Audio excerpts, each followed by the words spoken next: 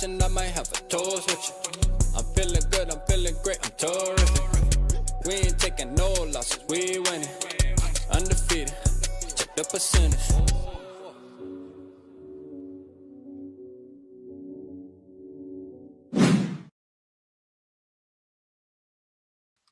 What's good, everybody? Shout out everybody in the building, man. Hey, this is a good one, obviously.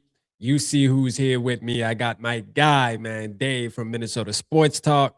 I know a lot of people are looking forward to this one, man, only because this is where it all started. You know, this is like the roots right here. Obviously, I think we went live. What was that, Dave? Maybe, I don't know, It was 6 a few months months maybe ago. ago? Yeah, it was a while Yeah, a ago. few months. Yeah, man. So yeah, it's always good. I was thinking about you the other day, and I said, you know what? Let me reach out to him. Let me reach out to him and get one popping, man. So, how you feeling?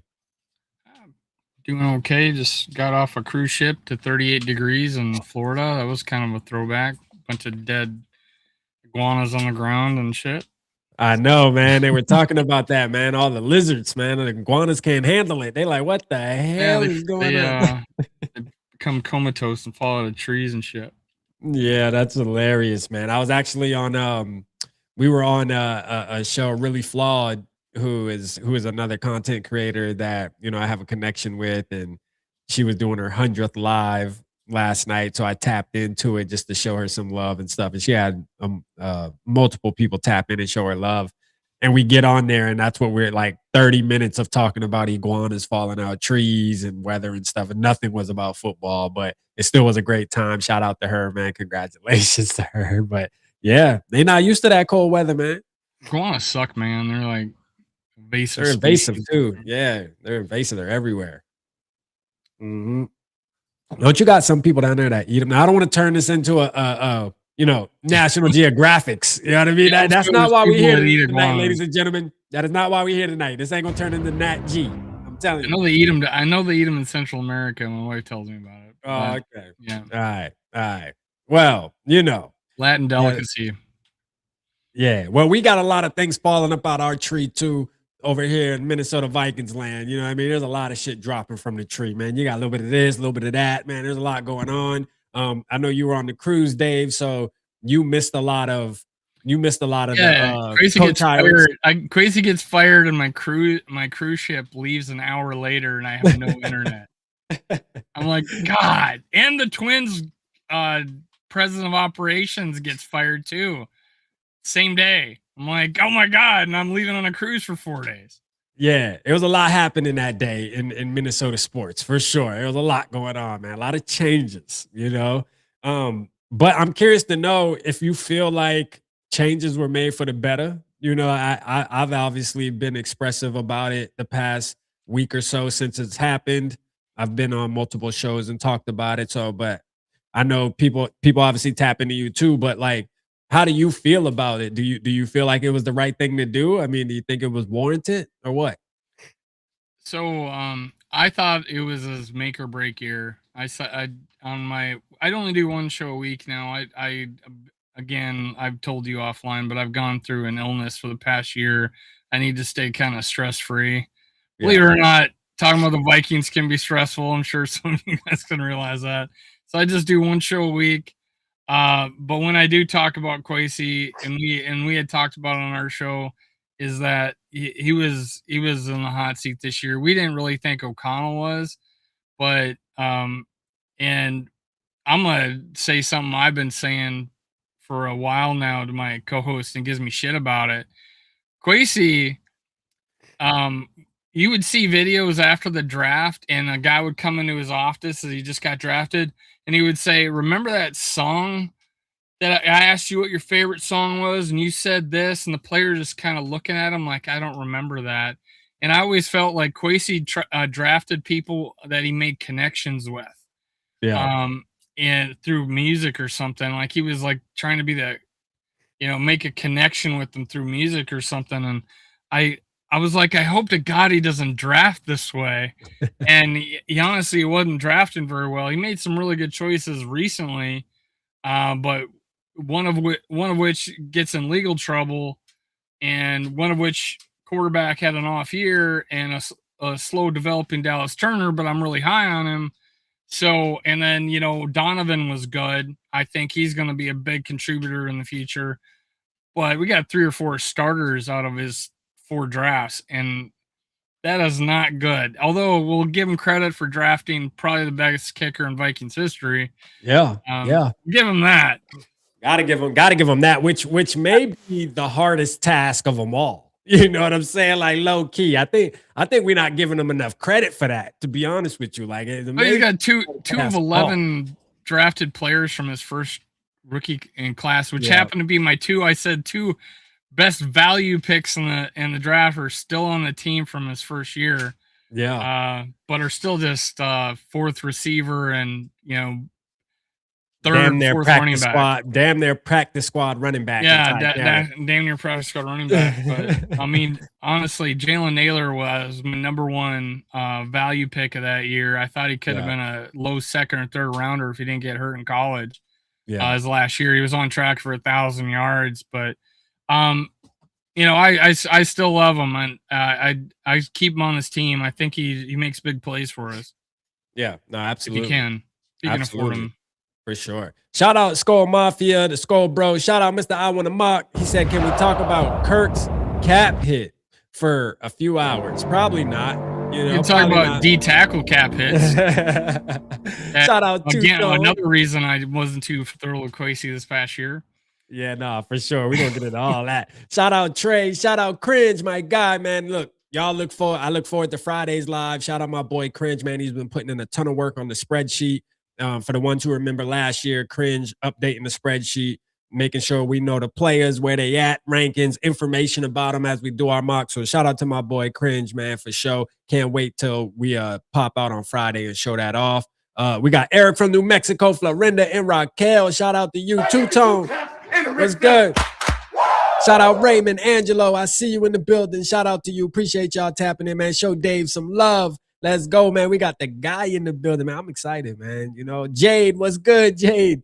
Shout out Jade in the building. I see you. I love when we do our show together, man. It always brings back a memory and of why I started this thing and how fun it was. Barber Fade you up. What's good? Shout out to you. I mean, it just was so much fun back in the day. I used to look forward to us coming on and talking about this team, man, and going back and forth every once in a while. People make a big deal. Yeah, people make a big deal as if we had our disagreements, right, Dave? We can agree to that. But most of our shows were just us talking ball, though. Like, for real. I think people just kind of focus. I think there's only twice where I ended the show hating you. Yeah. Yeah. So that's not bad. When you think about how many shows out of 100 shows, probably. It's a good percentage. It's a really good percentage. Percentage, yeah. Yeah, man. Yeah, well, I always miss you every time, man. We don't do shows for a while. That's why I always say that. Thank you, man. Dad Gang. This is shout out to Dad Gang Co. hats. They got all colors. They finally came out with a Vikings colored one. I've been looking for a long time. They drop like new colorways every other week. And there's never dropped Vikings color. I'm like, bro, purple and gold. Come on, man. Y'all got to drop a Vikings damn colorway. And they finally did. So when they did, man, I was probably the first customer, man. Had that shit in my cart so quick.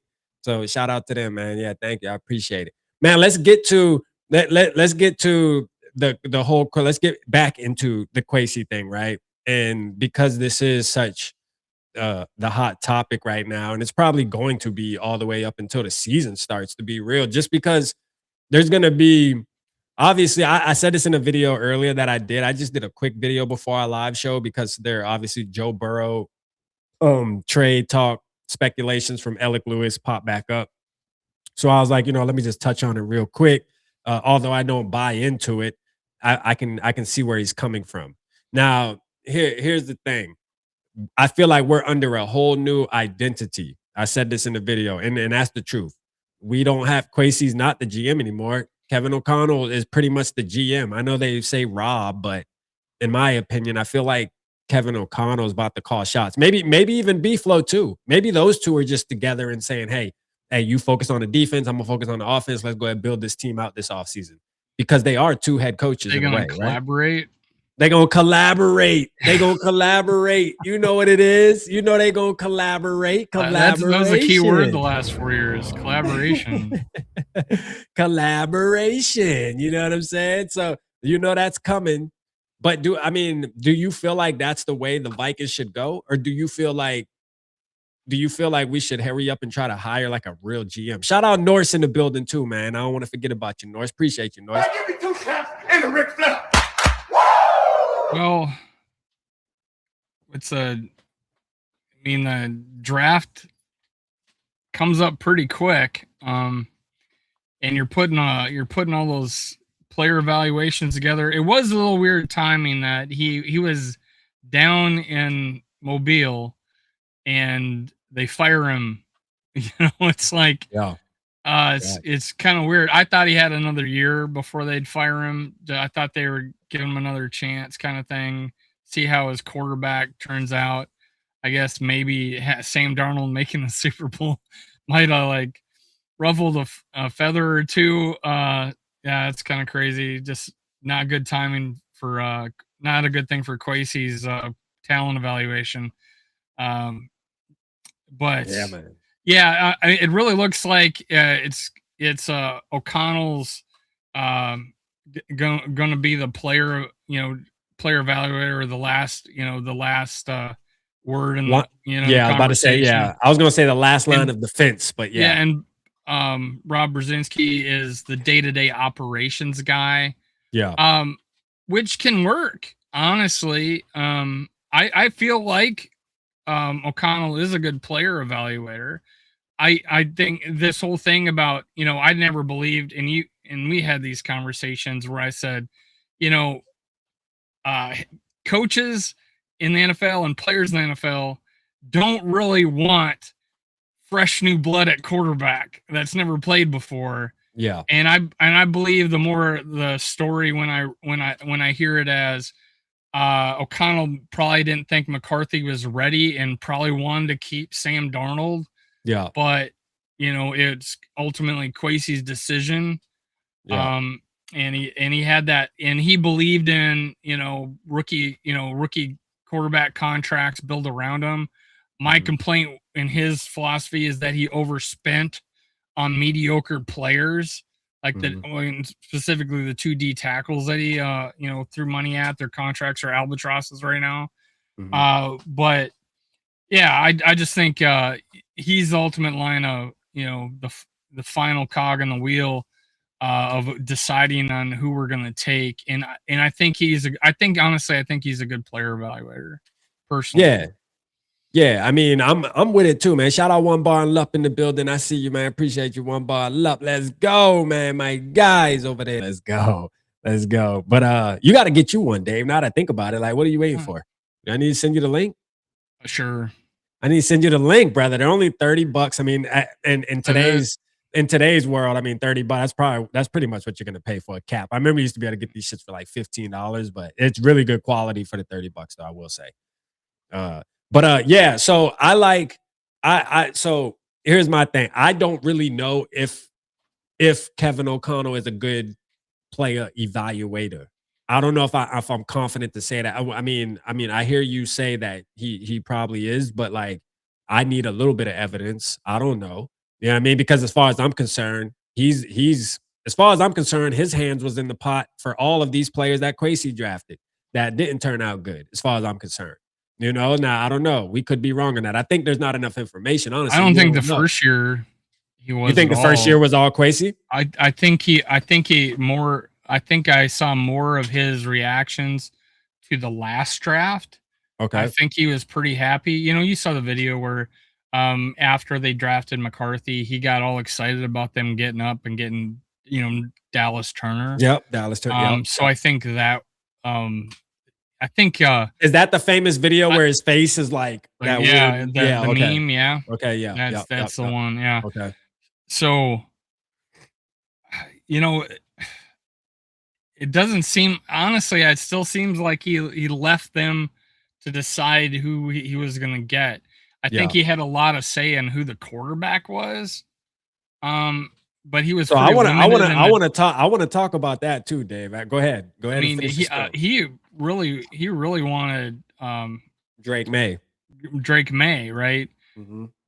Great talent evaluator, right? Yeah, you got a point. Because it's working out. It's in the Super Bowl. Now, he when it came to McCarthy, he had limited choices that time. He had like two of the. I had my first evaluation on the top 6 quarterbacks. I had McCarthy at 6. I raised him up the board a little bit because I liked his age compared to like a Penix. Yeah, but I like Penix more ready to be an NFL quarterback. Right. I was okay with getting McCarthy because the age. I felt long run he'd be okay. I thought he'd be farther along, even though he's 22. Yeah. Youngest quarterback in the league, right? Yeah. I thought he'd be a little farther along in what he could do. But he did it. He shows flashes. I'm pretty happy with, but I don't think he's gonna be ready until he's really hitting his stride until he's like 24, maybe even 25, and that's at the end of his contract. That's why I'm like, rookie contracts aren't that big, and winning a Super Bowl in a rookie contract, who's the last guy to do that? Mahomes, right? Yeah.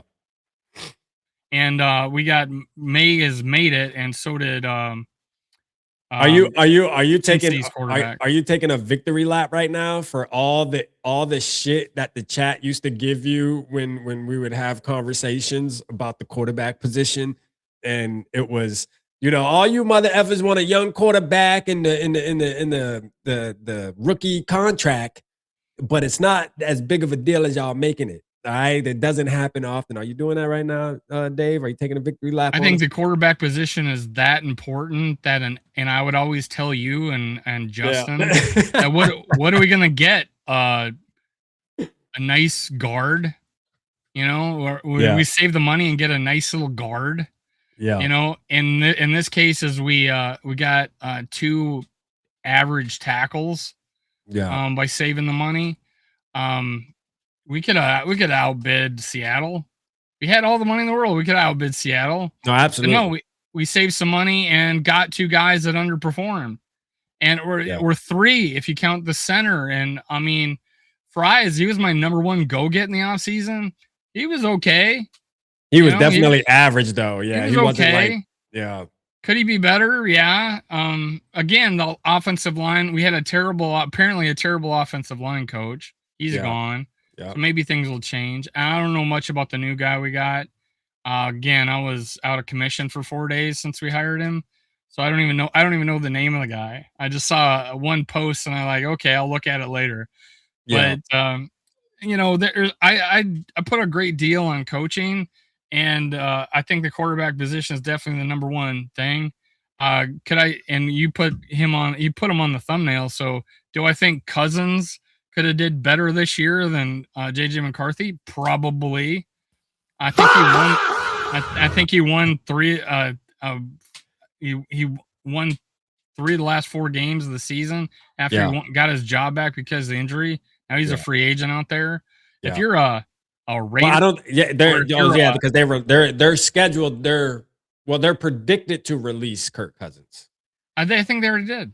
Oh, did they already release him? I think officially? they did. Okay, I swear I saw that. I swear I saw that they did that, but I thought the reports coming out where they were saying the Falcons plan on releasing him, but it obviously I might have read wrong. Again, I'm dealing with fog brain. There might be like one of those June 1st. You know how shit get weird where it's like June shit, whatever, post June or whatever. Maybe it's one of those deals where they haven't officially released them yet, but they plan on doing it. So And people like to think of and when we played Atlanta that time, and Kirk was coming off of probably 2 losses, and they were 6-3. They lost a couple games. They played us. He had us tied in the 4th quarter. Yeah. And then we scored a touchdown, and then they fumbled a kickoff, and now they're down 14. Yeah. He's played, and we threw for 500 yards on Matty Ice Day and broke their record. Yeah. He had talent. He still had the ability, but he's still recovering from his ankle injury. Yeah. I think he's probably going to be full go. He probably only has a couple years left of being able to perform at a decent level. But, you know, Man, even you think he has a couple years though, Dave? So and for the I people said in to the play at a chat, decent level. well, hold You know, on. For the people in the chat saying, 36, isn't come he on. 37? For the people in the chat saying, come on, let's put it in the Kirk. Just in case y'all don't know, me and Dave go way back for when we first started YouTube. Me and him go back. We started around the same time. And our whole ordeal was around Kirk Cousins. Obviously, he's a big Kirk supporter. I was somebody on the other side of that fence. And, you know, we would do our shows and we agreed 99% of the time, but the 1% of the time was the quarterback position. And we would have some nights where we go back and forth and argue, and the chat would get involved and all that stuff. So that's why we're going back to it tonight, y'all. So it's not One guy would hate him, and then he would go and do an MVP video on him like 3 times. I think you were up to 4 MVP videos. Yeah, I'm the only one, bro. I'm the only one. Finally in my YouTube career, right before the Packers game, I go and do a video about how Kirk Cousins is the leading candidate for the MVP award after we're now 3-4. We're about to play the Packers, and he goes and tears his Achilles. I'm the biggest jinx in the world. I say he's going to win the MVP that year, and he was playing awesome. He was playing MVP caliber. He was second in I think he was second in yards and number 1 in touchdowns or reverse. I think the only guy that was ahead of him was Teo, or sorry, what's his name? Miami. Tua. Teo. It's Notre Dame. Same shit. But yeah, I mean, he was having an amazing year. He beat San Francisco on Monday Night Football. Yeah. I mean, shit, he was having a great year. Tore his Achilles. But someone had a lot of MVP videos that are still probably found on your YouTube channel. They can be found. This is the thing. Everybody supported Kirk till it was time to support. I was the only one doing MVP videos. I mean, yeah. Don't say we disagreed on him. Like, what's up? I thought y'all listen, I would get on live and talk my smack about him, but then, when he played good, I would go and give him his love. You know what I mean? Do my MVP video. You wouldn't listen when he played good. Why? Why did you go listen, Dave, when he played good? Why? SKOL Mafia calls me at halftime of the Packers game and apologizes to me and says, "You're right, Dave." He's our man. He's our man. And then that's one thing about my SKOL bro, man. Like, people don't know. Like, if you're not connected with him outside of Vikings, but like, one thing about him is if we say something and then it turns out to be different, he will call it and say, "Bruh, I was raw, bro. We were all raw, bruh." Hey, he's like, because he did the same thing with we went through a time like that this year with JJ McCarthy, where there was a dark time where, me and SKOL Mafia were on the phone like, bro, I don't know. Like, we were doubting it. You know what I mean? We were doubting that this kid could even be good, bro. Like, for real. We were like, yo, what the fuck are we watching right now, bro? It's one thing to be young and to go out there and have some struggles. But I feel like there were moments where you're like, yo, I don't even know if this kid can play football like that. Like, to be honest with you, like there were points in the season where you felt like that as a Vikings fan. It was weird. This was some bad decision making and his deep throws, and he just throws fastballs, has no touch. These are one of the complaints I had about Kirk Cousins was when he threw a guy would be wide open and he wouldn't rifle it in there to give him time to run. And now I'm looking at McCarthy and I'm like, God, I wish he could do that and not just rifle it all the time because he's inaccurate. But Kirk Cousins would take stuff off, the guy would catch it, and fortunately wouldn't be able to run it very far because the guy got to him because it was he didn't throw it very hard. It was a lob ball, but it was accuracy. Yeah. I don't see what's in front of him, right? I don't see him having to maybe dump it over a guy, throw it over the top of a guy with his arms up. And McCarthy, he's throwing as hard as he can, and the guy's coming at him, and the guy's 6'3", 6'8", 9', 10 with his arms. Yeah. Well, that ball's going out of bounds. How many times you see Justin Jefferson break on the ball or come back and the ball goes way over his freaking head? Yeah, no, fact. That's the nuances of the game that we don't often get and we complain about. But hell, that's what it probably is. But can we agree tonight to go ahead and close it, Dave? Like, can we say, because and the reason why I put him on the thumbnail was not only be for the obviously the throwback reasons, but there is talks, like there truly is talks in Vikings Nation right now that, hey, Kirk is a possibility where Judge. he's a free agent. We can get him for cheap because now we can kind of control the narrative. You know, we can control the narrative when it comes to money because the Falcons pretty much are going to have to pay him X amount of dollars. So now he's not going to be coming into a negotiation saying, hey, I need the whole world to play. Well, he was in his third year of his contract. I think he only had maybe 10 million on it, didn't he? I thought it was 20 something, or I thought it was close to 20. Or is it like Okay. 15 close to 20? I can't remember. It's been. But 2 with that years being since I looked said, though, at you it. think about that at his age, him knowing how much money he's made, do you really believe he would come to Kevin O'Connor and say, well, I'm already getting, let's just say 15 to 20 from the Falcons. Do I really need to try to break you guys? Saying Minnesota for another 40 or whatever the case may be that he tries to get out of it. Like he might take a deal for 10 mil like Sam Darnold. Yeah, I don't think he'd try to get his 40. Honestly, I think hell that Atlanta was bidding against himself. I don't think we were gonna go even close to that. I think he would have stayed with the Vikings if we gave him like 35, 2 years guaranteed. He would have stayed with the Vikings. I had no doubt about that, but he let him go into free agency, and then he saw 4 years or whatever and all that extra money, and probably made an extra 30, 40 million. Going with Atlanta. No, I mean, I don't blame him for taking the money, bro. Like, I mean, but when you're talking an extra $20 million, I'm just saying, like, his thought process of staying with us. He took less to come with the Jets. He took probably less money to get an extension, and he was only extending 1 year when he could play out his contract and get a bigger, longer contract. Yeah. So he stayed with us, and I think if he did, it would be that, but it would have to be a guarantee that he was the starter. Yeah, Judge said this. I say this. He would have to say, "Hey, it's not a competition. I'm coming in as the starter." That's got to be it. And I don't think that's gonna happen. So you think the only way he would come to Minnesota is if he was coming to be the starter? Guaranteed the starter, yeah. Really? Guaranteed the starter? You think he should be handed the job, Dave? No, I said that's the only reason he'd come. Really? I think he would come. I think he would come to compete. You don't think he would come to compete? No, I think so. I think he would come to compete. Yeah, I mean, because look, he's competing against JJ McCarthy. You don't think he trusts his chances? Probably win though.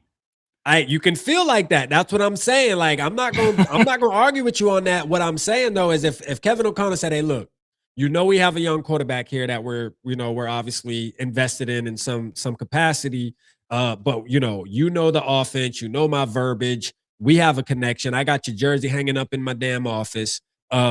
You'd be so happy to get away from that pistol offense that it was in Atlanta. Are you willing to come back and let's just go through the offseason and see what happens? You don't think he would be like, yeah, sure? Because think about teams right now, Dave. Which team right now is going to sign Kirk Cousins to be the guaranteed starter? Which teams can you name right now? My fog brain. Oh, I got you. Yeah. Well, I'll help you. There is none.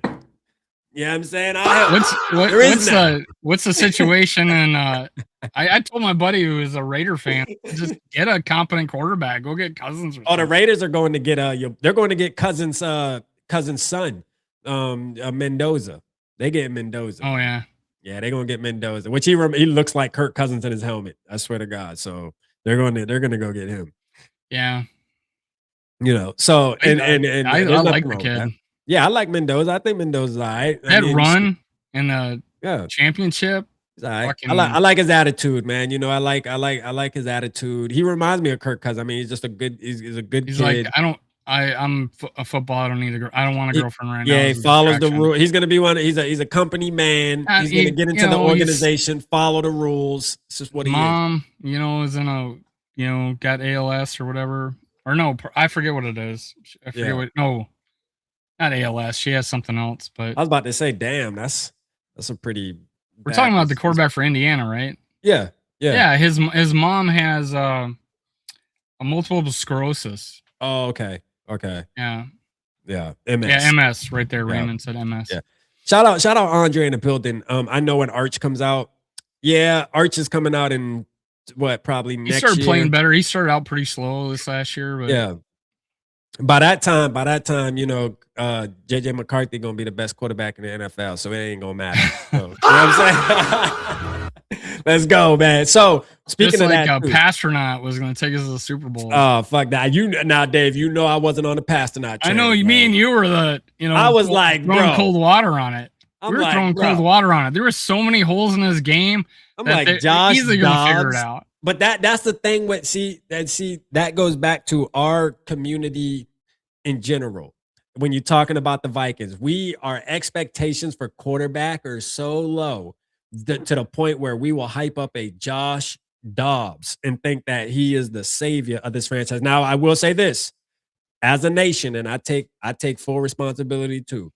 Hey, Sam Darnold, most of us were wrong on that. There may be one or two people sprinkled into the community, but I'm not going to sit here and allow the whole chat tonight acting like y'all wanted to keep Sam Darnold, because 95% of us were off of that train, and that is a fact. We got to take that shit on the chin. So we probably should have kept him. Here was my lesson learned from that. I was like, he's a bust going into the season. He won me over after the second game. I was rooting for in prior preseason. I was rooting for McCarthy to win the job. I think people bitched at me like I was a hater. All I said in one of my tweets that got so many people riled up on me was that I said he better come in here and have to compete and not just be handed the job. Yeah. I think they wanted him to win. I did think there was a competition there, and obviously it turned out to be the right decision. And after week 2, I was on the Darnold train, all the way up past the Lions game. I'm like, he had one bad game. I got it. The stakes were really high. Yeah. And I was still on the train of if we can afford him, let's re-sign him. And then the playoff game happened, and I was like, okay, I won't be sad if we get rid of him. I'm happy to move on to see what McCarthy's got. So, but when you're thinking about it, it's like that was his first ever playoff game.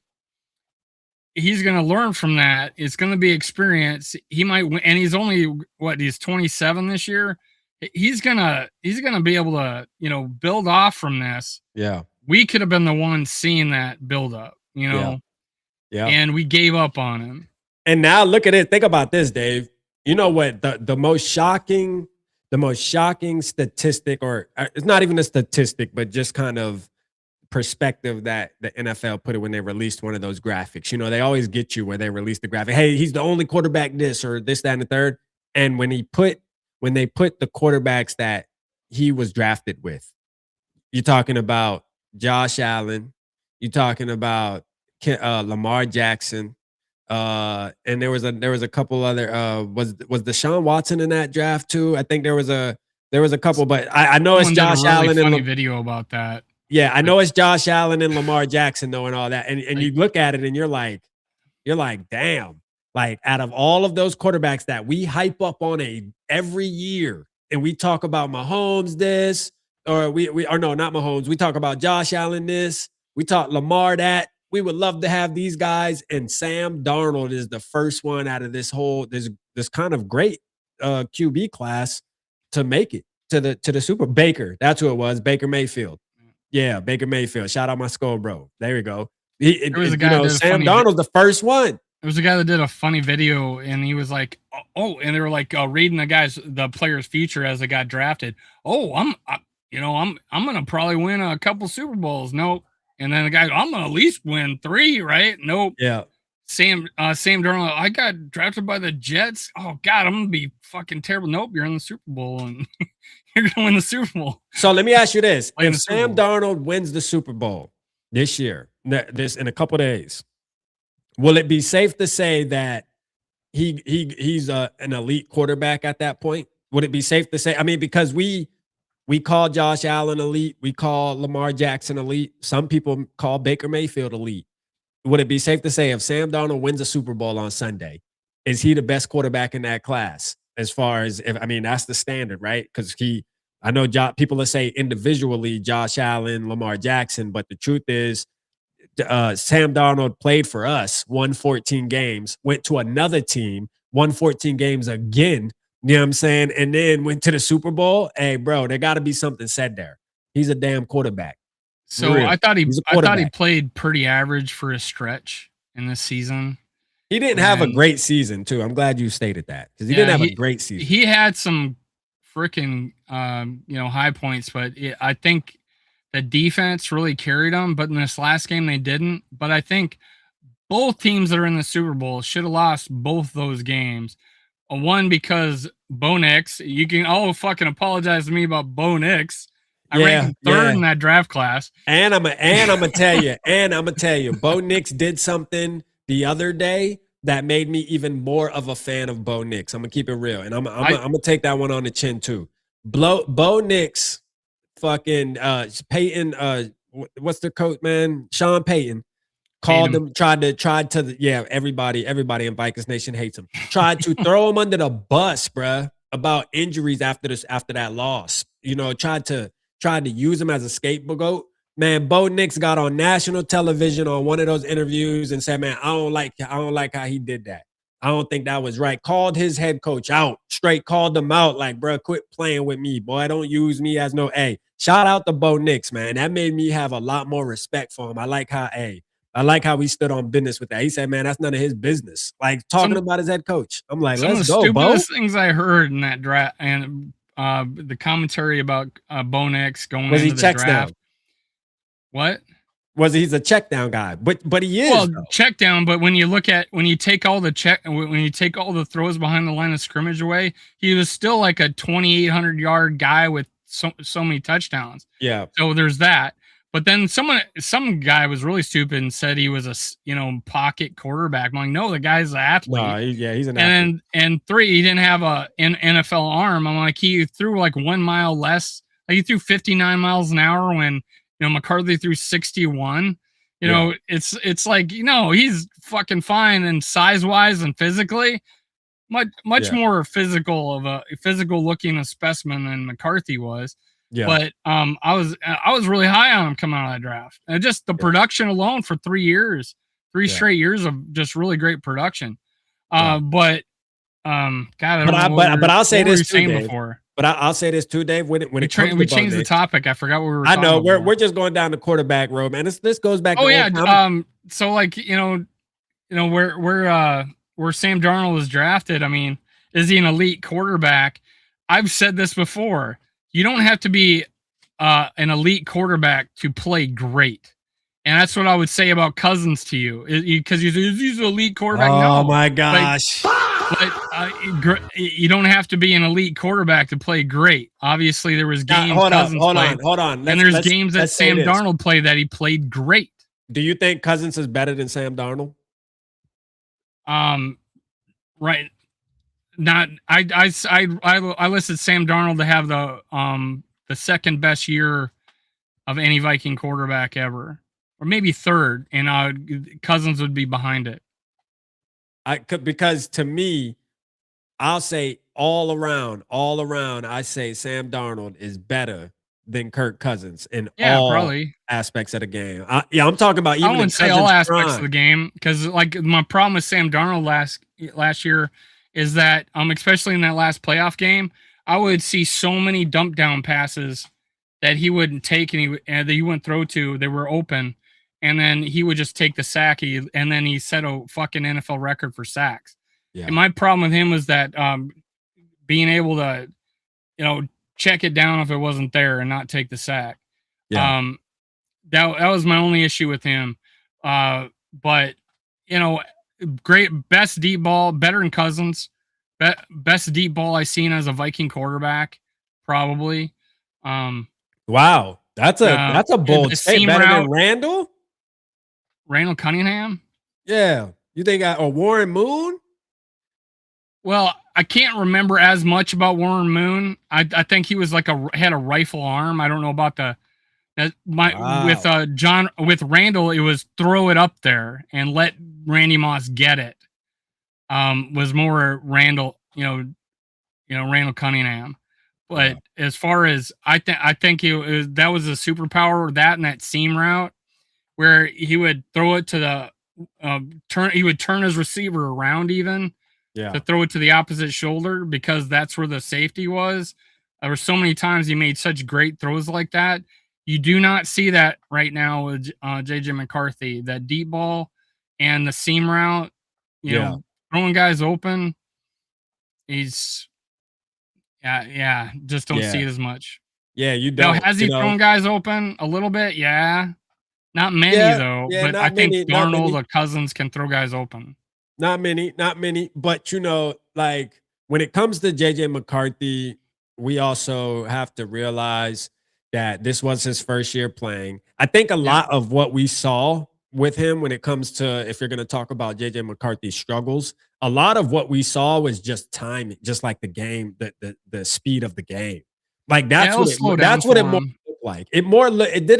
It didn't so much look like, even though I did say earlier when me and my SKOL bro had conversations like, yo, can this kid even play football? I don't know. Like, even though we had those conversations where there were dark times, it was like a lot of time when you go back and evaluate it, a lot of it just looks like his timing is just off. Like he just isn't realizing how fast players are in the end, like how fast you got to make decisions. And, that being able to be lackadaisical because you play behind a really good offensive line in Michigan and you're playing, bumfuck Egypt Tech.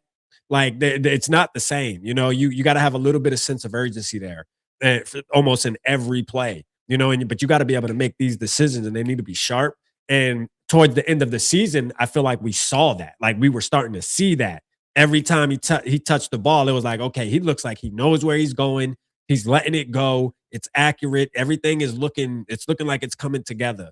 So that's why it's going to be hard for us Vikings fans, the ones that do want to get rid of him. For me, it's hard to just give up on that right now. It's like, damn, I just want to see a little bit more. Like, I don't know if I'm satisfied yet to just say, all right, let's go ahead and trade him. You know what I'm saying? And go get Joe Burrow, which is a conversation that came about today. But it's like, I don't know if I'm ready to do that yet. I think I want to see a little bit more of JJ McCarthy, man. Like, because towards the end of the season, we saw some good shit, and you know what? I want to see if maybe the speed it's now he's understanding it. And that's all right that it took him 10 weeks to figure that out. And that's not including all the time he had to sit out too, Dave. So he didn't even play all those games. I mean, shit, he hadn't played in a while. Like he hadn't played in a long time until the first game of the season. Yeah. And he won player of the week. And he threw 130 yards. Yeah. And it was all in like the fourth quarter. Yeah. But there's just his again, one of the things I liked about him coming into the draft or into the draft was that I thought he had great scrambling ability in that sixth sense, like a Mahomes has, where I think he feels the pressure. Yeah. I don't think he puts his eyes to the ground. I think he keeps them upfield. I don't think he throws very well on the move yet. But there was this one throw against the tight end that we picked, like the fucking third tight end we have on that sideline route. That he made an amazing throw. So you see it and it happens, but it's not always there, and his accuracy is just not there consistently yet. And Josh Allen wasn't there in college. He was like a 53%. Josh Allen wasn't there his first year either. Or his first 2 years. But I'm just saying, in college, he was like a dumpster fire of on accuracy. Yeah. JJ McCarthy wasn't. He was like a 70. I mean, 60, look, and this is another thing too, Dave. We're the quarterback we're talking about in Sam Darnold is in the same boat. I mean, look, Sam Darnold's first couple. Now we could say he played for the Jets. Obviously, there's a big difference there. I mean, the organization he played for. Obviously, he didn't have the weapons and this, that, and the third. But again, he didn't look great his first couple years. I mean, shit, it'd be like that sometimes. All I'm saying is, how patient are we willing to be as Vikings fans? I think that's the big question. How patient are we? How long are we willing to wait before we say, all right, we got to move the hell on and go get a big fish and not even where? Because after JJ McCarthy, I don't want to hear no Vikings fans talking about, oh, we need to go in the draft and trade up. Nope. We already proved that we're not willing to wait, because you can go get an Arch Manning and he can come to the Vikings or whatever and not be good right away. And then we got to wait and we're right back. So at that point, it's time to go trade 3 first-round picks. You can't be the fan that says, I don't want to draft a quarterback, but I also don't want to give up 2 first-round picks to go get a big fish. Like, you got to pick one or the other, and you got to be willing to be patient if you're one of the ones who want to go draft a quarterback. Well, and look at, we were pretty high on probably CJ Stroud, and we were pretty high on Jaden Daniel. I think we both had him number 1. I think both years we had those guys number 1. Yeah. Well, they've regressed, right? And Jaden Daniels was injuries. No, I slept on CJ Stroud. I slept on CJ Stroud. I didn't have CJ Stroud number 1. Oh, you didn't? Draft. No. But so I had him number 1, but I wasn't like in love with him. Yeah. But he had a good rookie year, and now it's like, who the hell is this guy? Will they even put his 5th year option on him? I think did they already do it? I think they haven't yet, but I think they will though. Yeah, but they're going to pay him $50 million. I think they will just because it's the market. This is why I think they will. I think they will because it's the market, and I think regardless of his play, like, yes, he had some horrible games, but he always, if you think about it, he always loses his weapons, man. Every time he gets the team to the playoffs. Now, their defense is obviously dragging them there this year, but he looked awful in that playoff. He's been to the playoffs multiple times since he's been in this league. He's been in the league, this is his 3rd season. I think he's been to the playoffs each year, right? If I'm not mistaken. Maybe they missed it last year by a little bit. I don't know. Or yeah. Season? So, I mean, he gets to the playoffs. The thing is, what I've noticed with him is every time he gets there, all of his weapons are gone. Tank Dell gets hurt. Stephon Diggs gets hurt. This year, Nico Collins is out. I mean, he's throwing to a bunch of nobodies, to be honest with you, and trying to make it work. So I don't know. That's no excuse for what we saw this year. My point is you can't rely on, you got that guy who has a good year, and then regresses. And yeah, true. But then there's guys that improve, like a Sam Darnold or what's his name? It used to be the Patriots, or the quarterback Mac Jones. Mac Jones, or the backup for Packers. Malik Willis. Willis. Yeah. They've all kind of improved now, and hopefully we can say J.J. McCarthy could do what Sam Darnold did. But there's a lot. I mean, there's a lot of holes in that game when you're an NFL quarterback and don't have a good deep ball, and your accuracy is rough. But I don't think it was. I think that accuracy issue is fixable. I think the decision making. I think he's got the aptitude to overcome that. Because I think the game's going to slow down for him. Yeah. Will it happen this year? So this next year, I'm thinking he's going to be what I expected him to be this past year, where he was good enough with a great defense to take us to the playoffs and maybe win a game. We had a good team. We had a good roster. Yeah. Sam Darnold, even though our offensive line was injured, we would have been better with Sam Darnold behind that line. Again, we're throwing 50. We're doing 50 plays a game. That's terrible. That's terrible. With Sam Darnold, with Kirk Cousins, they were getting in the 60s and even close to 70 plays a game. And that's again knowledge of the game, being able to adjust, call 2 plays in the huddle. Hurry, get up there with 15 seconds on the clock, things like that. It's not. I hope he takes that next step, and can manage the huddle and do that. One of the things I remember someone saying, this was Peyton Manning when he took his first snap as a Tennessee Volunteer. He goes, "Okay, guys, I know I'm new, and we're gonna go down." And his left tackle goes to him, "Hey, kid, just snap the fucking ball." Yeah. He told that to his player. And so there's a lot of this rah-rah performative stuff that McCarthy does. I think he did it a little too early. He should just shut up and listened a little bit. And really, kept all that theatrics out of it a little bit. I think he's a genuine person. Yeah. I don't think it's all fake. But it kind of cringy a little bit, don't you think? A little bit. See where people think that, yeah. But again, the players seem to like him. I don't think there's a problem. I do have this to say though, and you may remember this. Remember how you told me you tried to convince me that Justin Jefferson was watching college tape looking to just salivating on the new rookie quarterback he was going to get. Yeah. Do you think he's still doing that? No, I go back to what I always say, when you're a veteran, you're not happy that you're going to have a guy that's never took a snap before. So you probably don't care as much. You're right. But there is also a gray area in that take though, Dave, where you want to win a Super Bowl at the end of the day. That's the ultimate goal. So like, even if you have a veteran on your team, if you're Justin Jefferson and you feel like, okay, yeah, I have the veteran, and yes, I'm gonna get the yards. He can read defenses here and there enough to get me my 1,400 yards, whatever. I can have those seasons, but I know when it matters, he's not gonna be able to overcome what we need to overcome to get us to that next level. Well, then, yeah, that said player, that said player who's a superstar on the team can be like, hey, look, man, he's a good player. We have great seasons, but I'm trying to win a Super Bowl. And I feel like if I gotta take 2 steps back to take 10 steps forward, I'm willing to do that. I think Justin Jefferson's in that boat. I think he's in that boat. Now, is he all the way satisfied? Probably what would happen this year? No. And I think the Sam Darnold thing probably played a lot into that, just because the odds of Sam Darnold leaving and then now being in the Super Bowl. I mean, who would have ever thought that, especially going to the Seahawks? I thought Seattle was gonna be an average team. Yeah, nobody had the Seahawks going to the Super Bowl. You know what I mean? Like, come on. This is just crazy work. But this is the Vikings thing.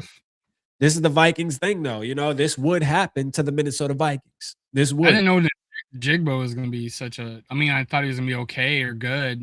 I didn't know. Oh yeah, Jack's not JSN. No, he's a beast, bro. Like, no, he's in the conversation now as one of the best wide receivers in the NFL. He's getting talked about with the Justin Jeffersons and Jamar Chase and all that good stuff. 1,000 He's yards been in and that 2 category. touchdowns, Justin Jefferson.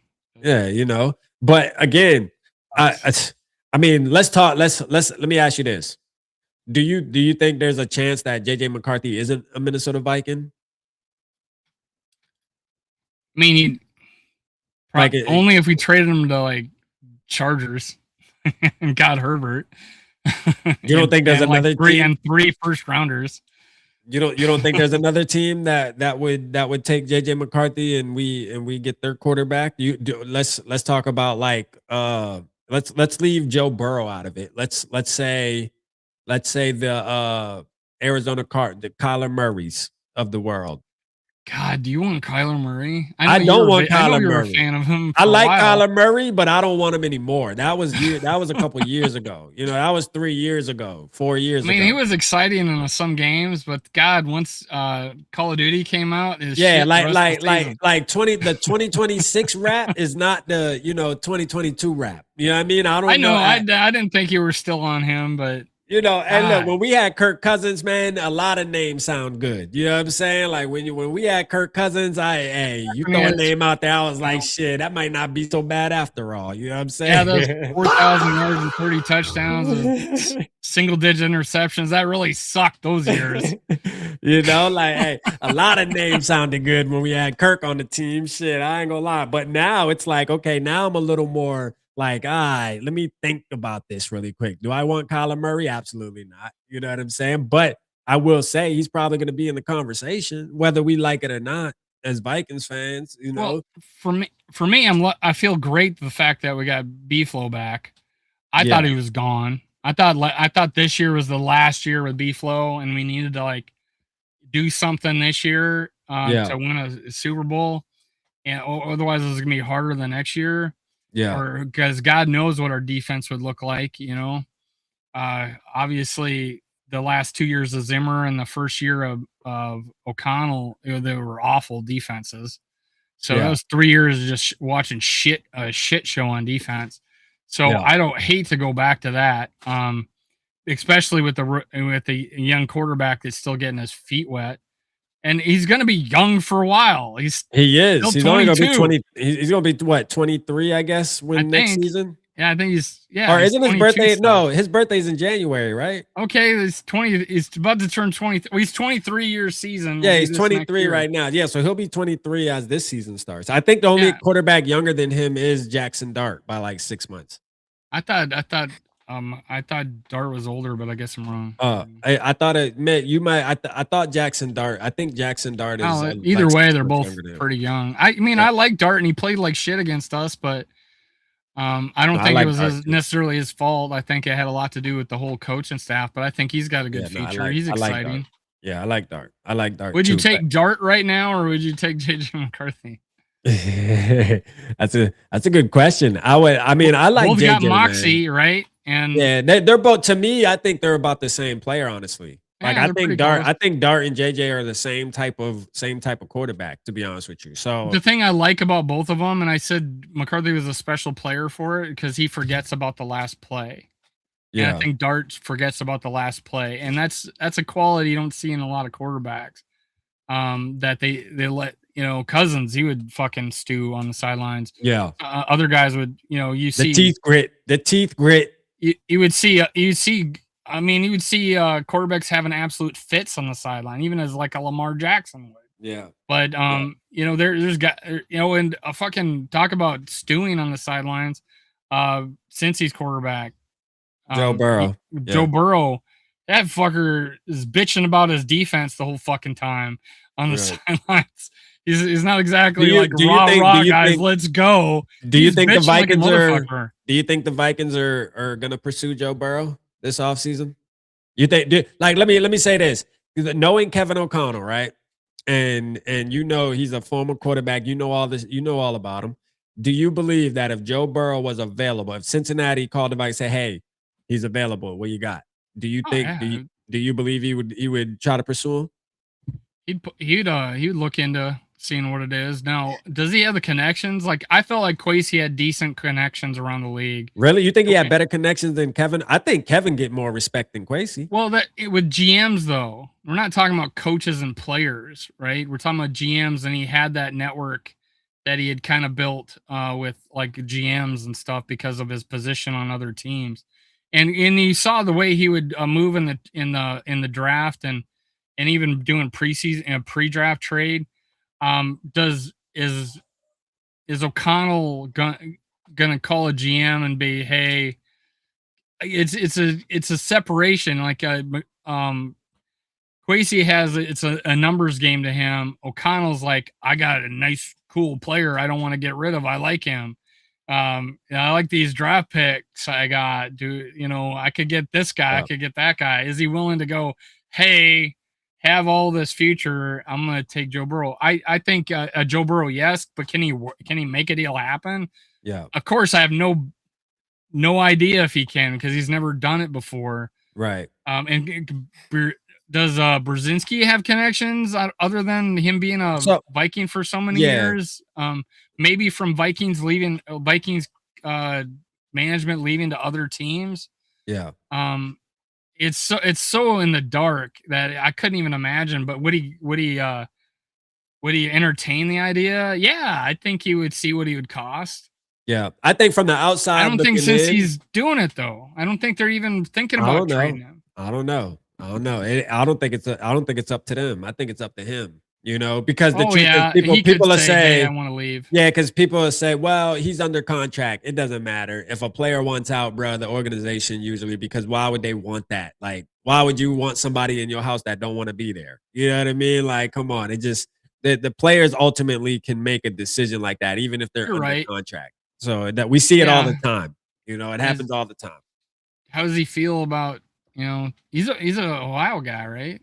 Yeah. So but going back to that, what I would say is this: when I think about Kwesi and I think about KOC, I would, just based off of listening to their press conferences and how they move and their mannerisms and shit, I would say that KOC would probably be a better negotiator to me. I think KOC probably would get more respect too around the league just because of just how he carries himself. He's already, everybody you talk to, everybody, executives, owner, all that, everybody, they all praise Kevin O'Connell. For some reason, he's like this golden child in the NFL, so to me, I feel like Kevin O'Connell can probably pull more strings than Kwesi. I feel like Kwesi was fairly new and had to fit in.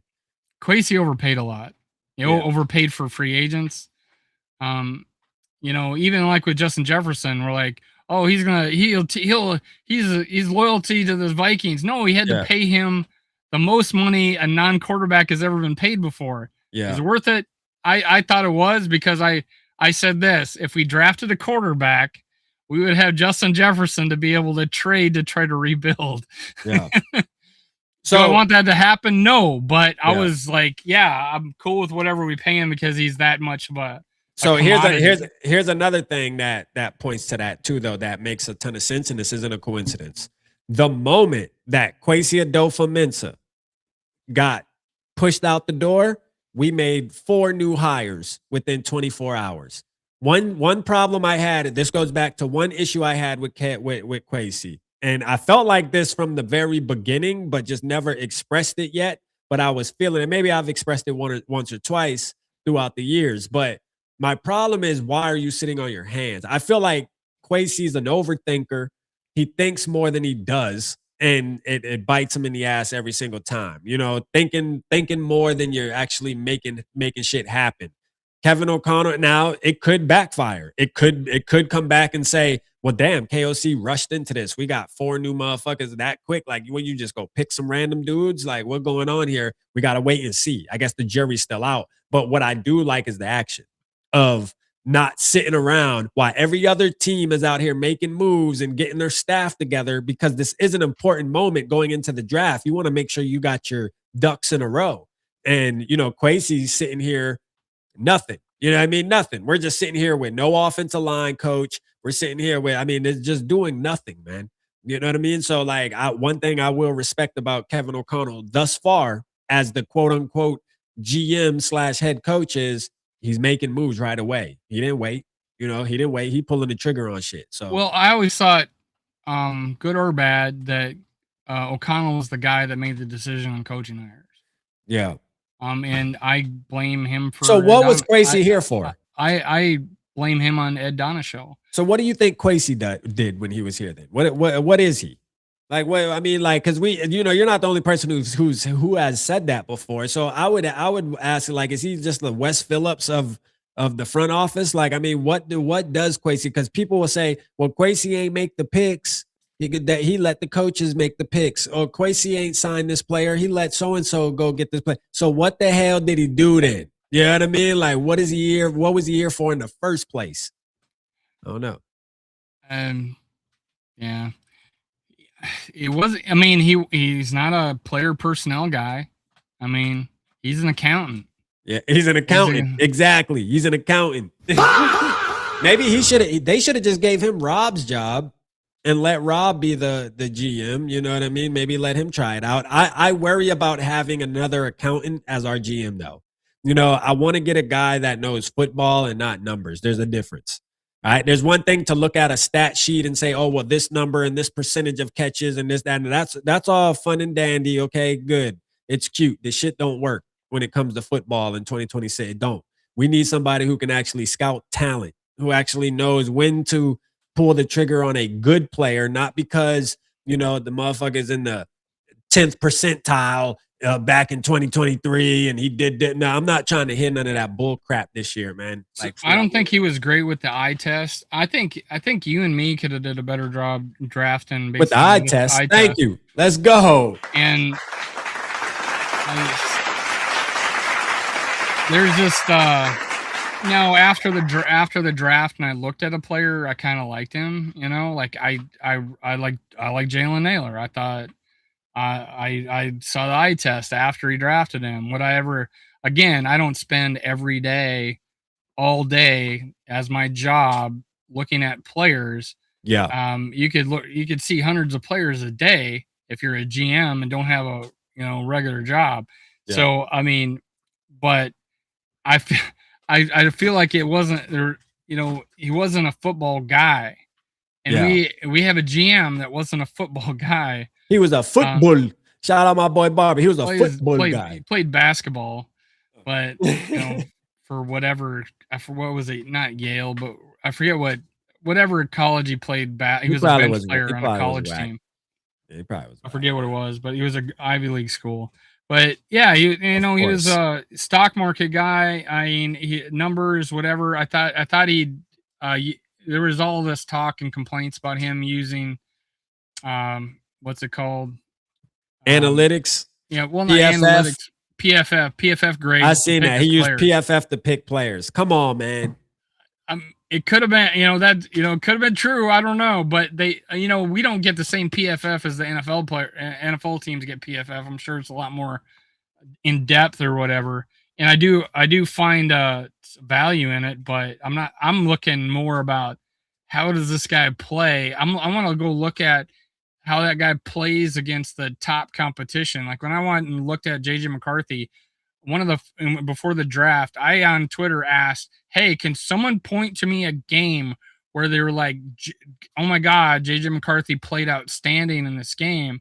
And I would go look at that game, and I would try to go look at the game. No one would answer me. I had Thor on my. Thor had my biggest. Thor came on my show, and I did an hour with him on every quarterback, 10 of them or 12 of them. And that was my biggest show I ever had recorded, 6,000 or whatever. And I'm like, I went, I think it was Ball State. He threw like 3 picks or whatever. It was some low-level score, BAU. I don't forget what it was. It was Bowling Green. Bowling Green. And I looked at the Alabama game, and I was like, I don't know. It wasn't that great. It's like, I was trying to find like a really good game. Now, did I see plays in those games that I'm like, wow, he could play, but it was really hard to tell. But when I go look at a Bo Nix, and he has so much tape of all the plays and the fucking almost 4,000 yards he threw and how many touchdowns and the rushing and all that, I'm like, it was really more easier to evaluate that guy. Yeah. So you like McCarthy, you had to dig deep to try to evaluate. Yeah, and for sure. But hey, get him. It is what it is, man. Shout out Blunt, man. We not censoring you over here, man. You can be vocal on Vocal Vike. You know that, man. Let's get it, man. Let's get it, man. Straight up, man. Shout out Marshall in the building. I see you, Marshall. Shout out to Marshall. Norris said, Carl gotta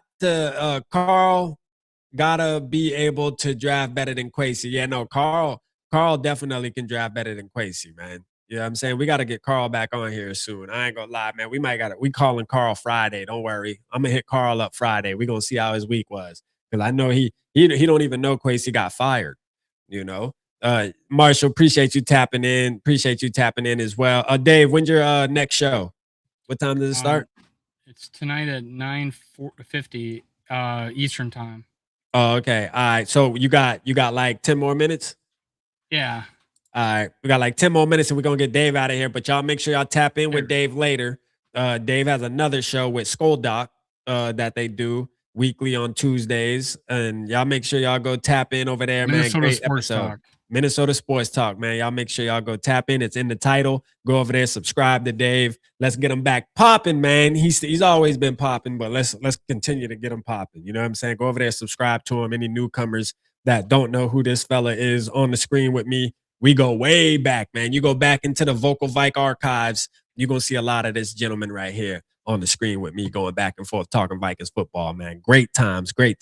So, like, Dave, I wanna talk about with this last 10 minutes, KOC, and I had this thing I was thinking about. With all of this happening right now, and now we got to depend on him. We're gonna say that he's the GM making the decisions on players and stuff, right? Does this add? I think this adds too much pressure. I don't know if you've been reading the room, but I've been reading the room. All right, and I'm gonna tell you, the room is not a lot of fans are happy with Kevin O'Connell. Not a lot of fans are on the side of Kevin O'Connell, right?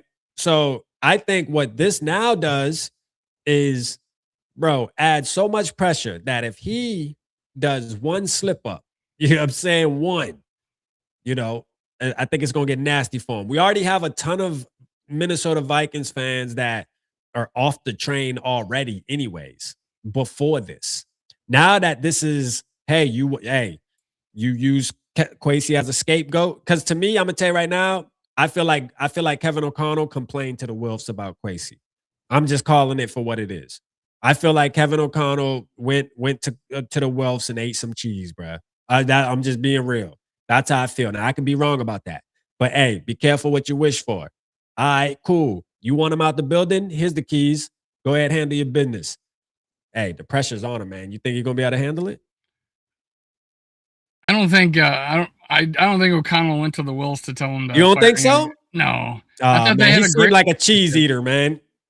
Kevin O'Connell, a cheese eater. I thought he wore a mustache and into So who like the snitched on him? draft room. They were like buddies and shit. They were fucking dancing on the sidelines and stuff.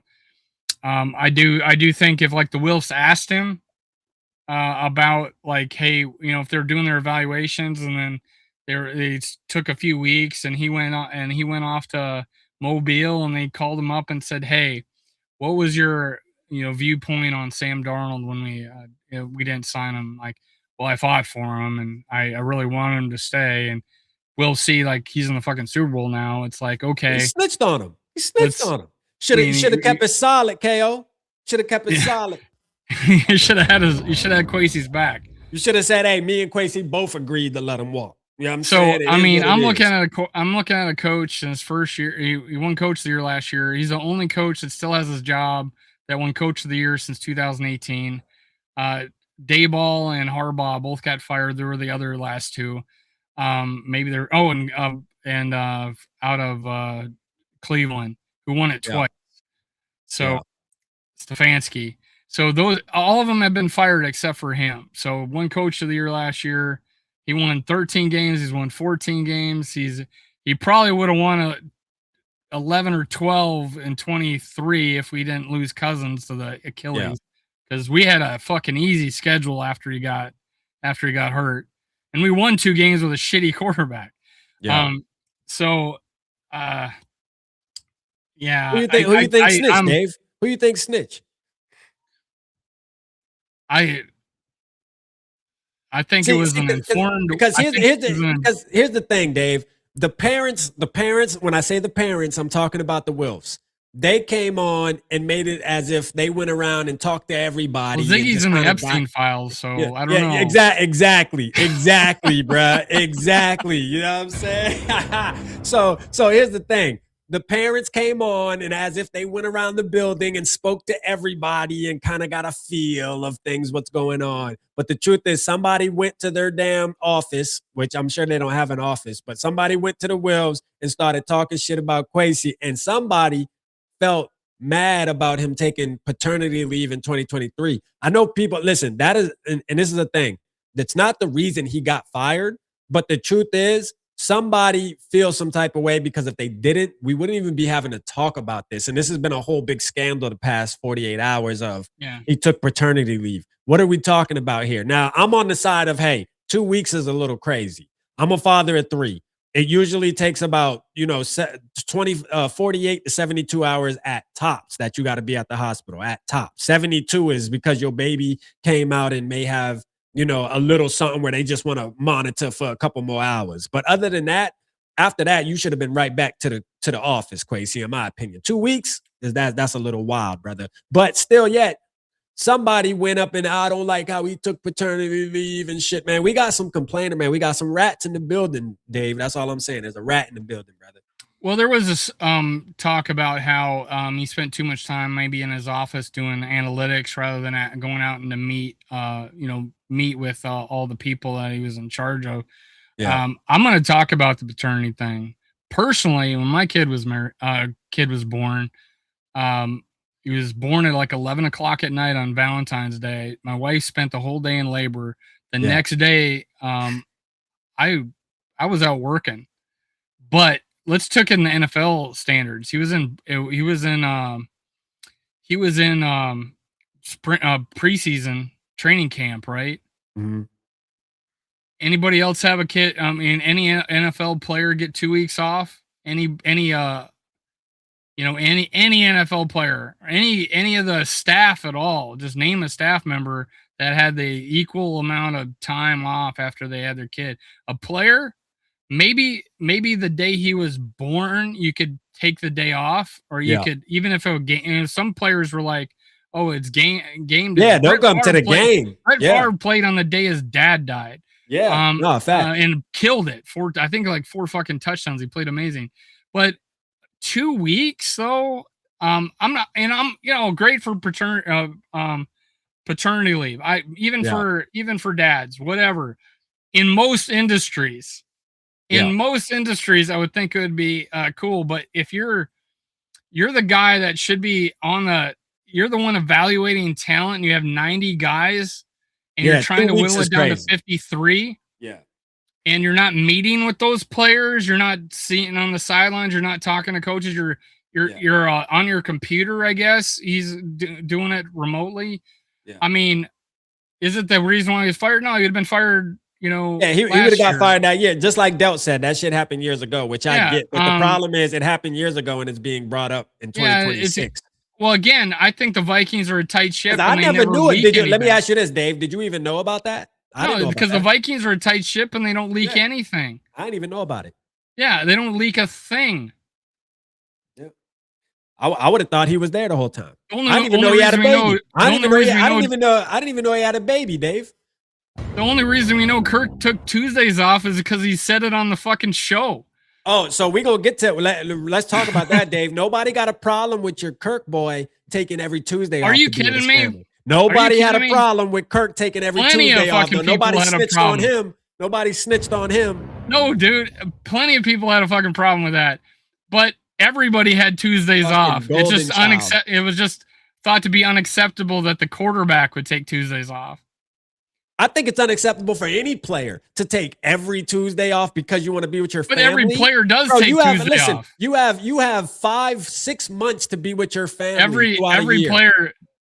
Every player gets a day off in the week. It doesn't matter, Dave. The quarterback, specifically the quarterback, but I don't think any player. I don't think the quarterback has to play 7 days a week. The long snapper. You brought up Warren Moon. Are you going to complain about him? Did Warren Moon take every Tuesday off? That he flew in on Friday. All right, well, he need to be crucified for it. You know what I'm saying? Warren Moon need to be crucified for it. I think that's BS, to be honest. Everybody had Tuesdays off. It's just because it was a quarterback taking Tuesdays off. Whatever, man. Kirk Cousins, so taking every Tuesday off. When does the injury report come out? Wednesday, because that's the first day of practice. Shout out, Sarah. Make JJ McCarthy threat again. Yeah. Make JJ McCarthy threat again. Man, look, man. Hey, shout out JJ McCarthy. We pulling for JJ, man. Hopefully JJ has a good 2026. She not like McCarthy? I'm on JJ. No, Sarah. I think Sarah pulls for JJ. She pulls for JJ for the most part. Yeah. I think Sarah's like, hey, you got to perform. You know what I mean? We all here we want our players to perform. You know what I mean? Yeah, I was never, it made me puke when I saw people like hating on JJ no matter what, and people saying he's the second coming of Christ no matter what. I'm like in the fucking middle here. I'm like, I gotta see him play first. Why are you talking so mad? You're getting crap. People are like, oh, why you give me so much crap because I like just because I like JJ? No, because you're obnoxious about it, and that's why you're getting crap. And then I'm like on the other side, the people that absolutely freaking hated him, no matter what. It was like didn't want him at all, no matter what, and they hadn't even played yet. Sarah said, "Make him great again." Okay, we got you, Sarah. Make him great again. Let's SKOL. Shout out my boy Keith, man, from Let's SKOL. He said, every player takes Tuesdays off. Purple Daily got you. Yeah, yeah. They made it a big thing. You know what I mean? They made it a big thing. But hey, look here. They didn't have a what's his name? Didn't have a problem with it at all until after he tore his Achilles. Then he brought it because it happened the year before. The Tuesday off thing, we found out about it the year before. And then after Kirk tore his Achilles, he was back saying, oh, I've talked to the two linemen I do.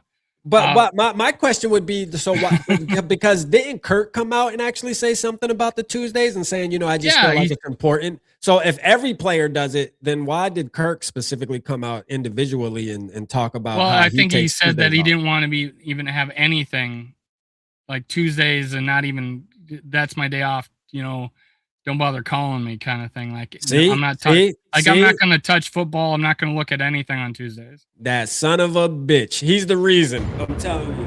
He's the reason we didn't win a Super Bowl. That bastard. Nah, I'm just playing. Had nothing to do with that shit defense.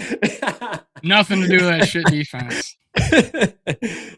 Nah, man, I love it, man. Hey, Dave, I actually gotta go, man. I gotta go pick up my daughter. She just texted me. She's Yeah, ready I'm to get trying to picked up, so I schedule a gotta do show. daddy duty. So, hey, man, I Less than appreciate 10 you as minutes. always, bro. Thank you, everybody in the chat, man. Make sure you hit the like button on the way out so that people can watch the rerun. We're gonna do this again. I'm gonna get Dave on here in the Minnesota next Sports man. Talk starts at 9:50 Eastern Let's time. go. Hey, y'all go 8:50 over there and show some love to Minnesota Sports Talk tonight at 9:50. Go over there and celebrate with them and talk some Minnesota Vikings football, man. SKOL Doc, shout out to him. He talks football in a good way, man. I love how that man talks the game. So, hey, thank you, Dave, again, and I will see you soon, brother. Shout out everybody, man. Let's go.